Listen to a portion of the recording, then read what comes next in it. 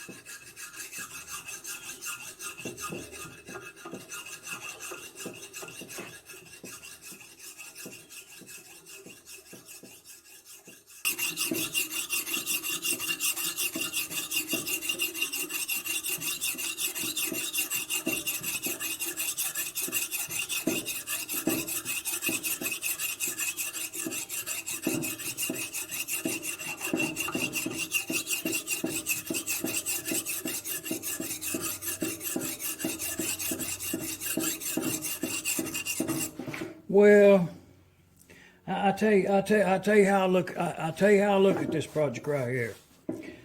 I want it to be as good as it can be in the condition that it's in. You know what I mean? Taking this engine's present day condition, then I want it to be as good as it can be.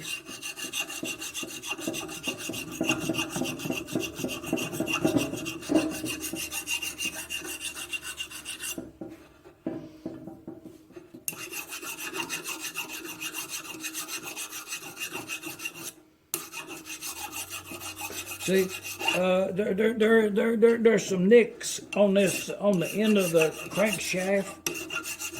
So, see, I'm following them straight. I'm looking at them in the shadow to see when the high place is gone with a small round over.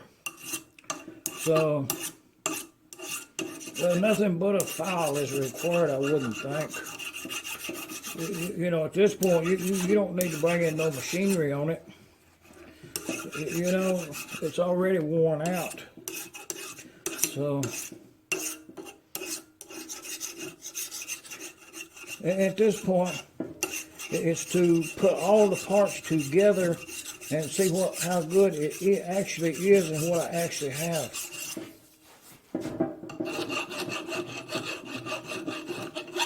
Has very good serial numbers, all 3 engines do. Located on that flywheel over there.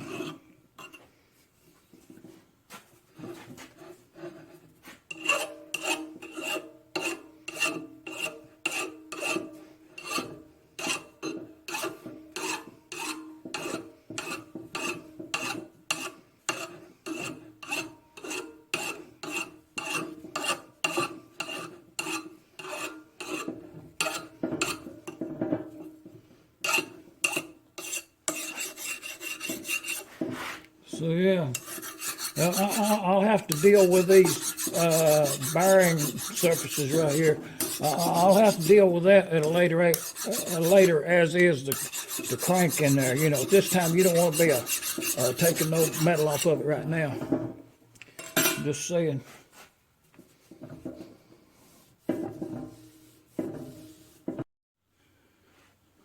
Okay, we'll see if this flywheel here.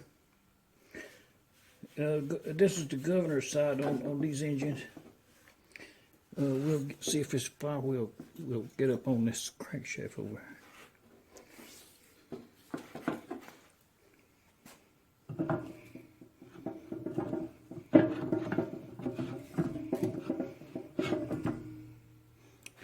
Yeah. So, well, it has a crank handle in it also. So, you know, it's a flywheel's a crankshaft and a crankcase. You know, it's a start. I don't have the bearing caps for this engine. Them bearing caps got a miss somewhere. So I'm gonna have to sell them. You know, if there was any indication of getting it running.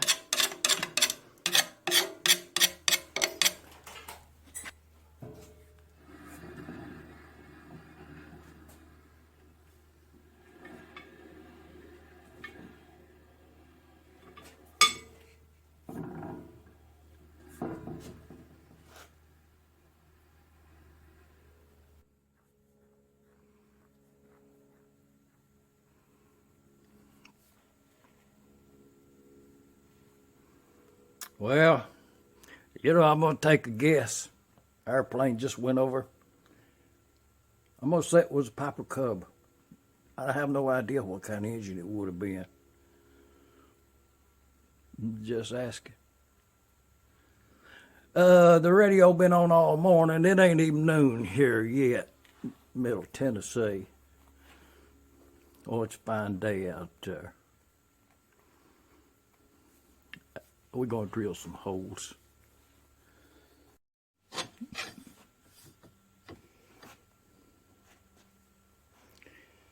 I done did the digits on this project right here. I'll show it to you. It's 20 pieces, and 10 pieces gets 6 holes drilled in them. This will have 6 holes in it when it's finished. So I got 10 of them. That means I'm gonna have to drill 60 of them holes right there. A little bigger than a 3/8. And 8 of them 10 of them, the other 10 gets 8 holes each. Has an oil hole in there. And using this right here for example, on these engine cart kits, I found out on the block, the pivot part, if you don't put anything in there, you know, just let it be a rubbing fit, it'll hold your cart straighter when you get done with it. You know, you can try a nylon bushing in there or something, but it's just too slick. It's unneeded. So adding them up, you know, doing the ciphering on that right there, that's 104 holes. 140, that's 140 holes. Let's drill them.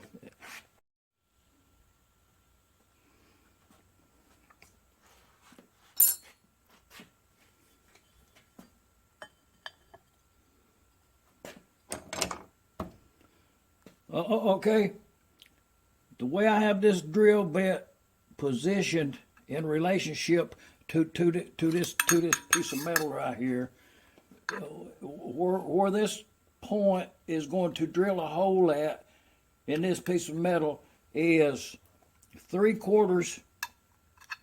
If you measure down this way 3/4 of an inch, let's get one here big enough you can see. 3/4 right there, and you put you a little mark right there, and then you measure from that edge over here this way and right there and put you a 3/4 inch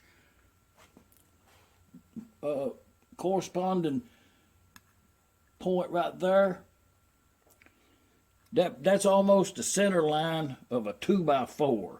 You know, they're only 1 3/4 or something crossways, 1.5. They're really thin. Actually, I know about that. Okay, a 2x4 is 1.5 inches. We can verify it by the chunk of 2x4. So 3/4 of an inch right there. See, that puts you on center line, is what I'm saying.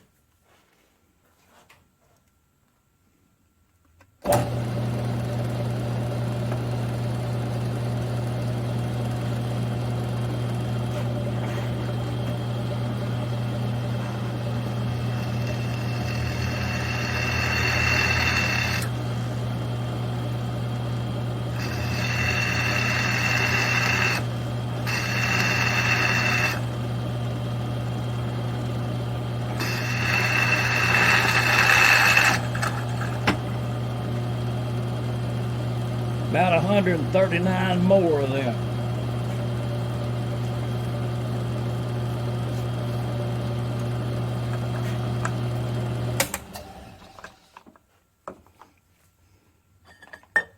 And once you set your vise, when you set all the measurements fast on it, and the stationary jaw, that position in relationship to your mill always stays the same.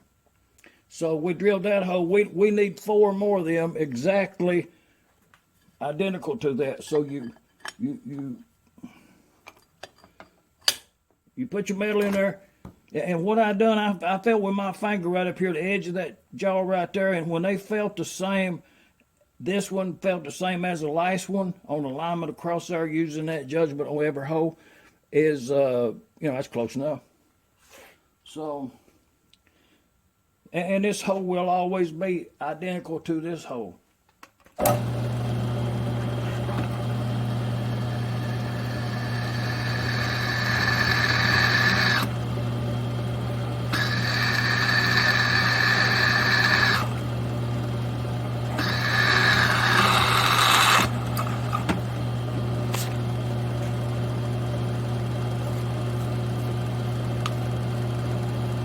Says, okay, now what are you going to do about that other end? I'll show you.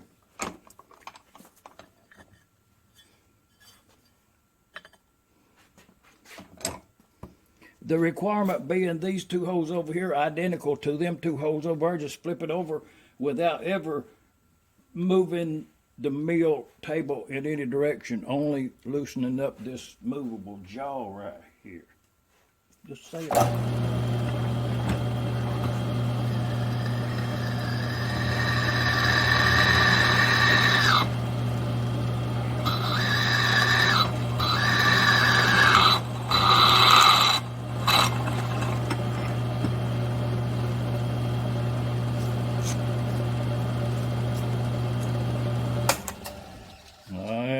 Let's get this job done.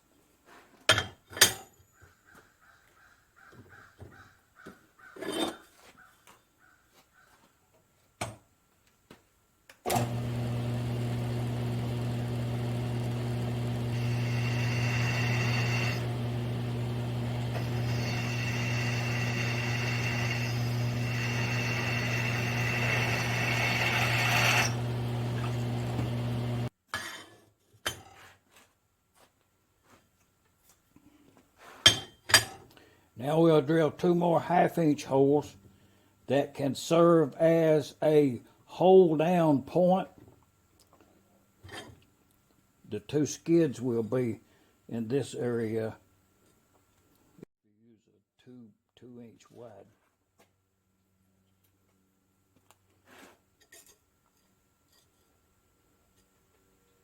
If you use a 2x4, 1 1/2 inch wide, I'll show you. And lined up on the outside out here, then this right here will serve as a hold down point. You know, you can put chain down that way for a light hold down. Anything more permanent, you would attach it a different way. As far as transporting the unit after you got an engine on it, just saying. Now we'll drill these 2 1/2-inch holes now.